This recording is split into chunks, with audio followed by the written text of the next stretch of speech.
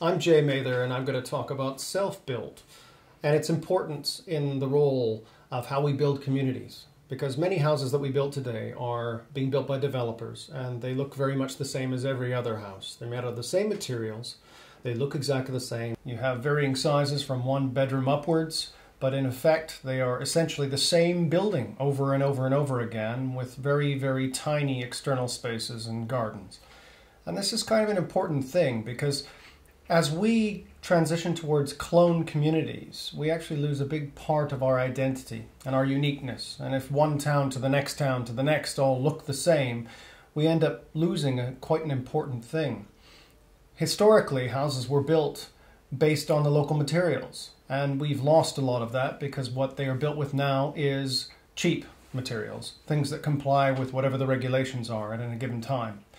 Where I live in in Kent in the United Kingdom, we are about to have anywhere from 50 to 300 odd houses built. And this is in a town that has only got just over 1,000. So we're in a situation where this town's going to change quite radically because of this.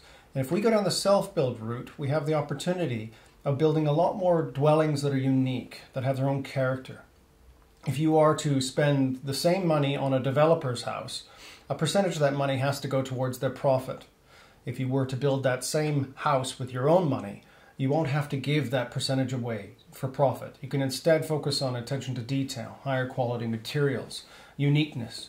And we're not talking about buildings that could be built in any random way. These aren't structures that could be any shape or size. There are limits. You may get permission to build a 3-bedroom house, but it's got height limits, it's got size limits, but it's not down to the individual detail level. They still have to comply with whatever the building requirements are at that given time for energy performance and health and safety and all the rest. But there's a door open to allowing people to express themselves through their buildings differently. And it's a vital piece of the puzzle when it comes to creating communities, because you cannot build a community. What you can do is create the fertile space for it to form on its own. Self-build enables that to happen to a much greater extent than a conventional building process. We in the UK have a very small percentage of our houses being self-built. In fact, potentially the smallest in the world, whereas many other countries have got a vastly higher percentage. And that is quite important. And you can see it and feel it when you're in those spaces.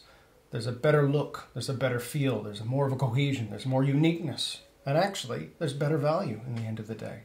So I feel like self-build is an essential part of our future. And it's an essential part of everyone's future as well.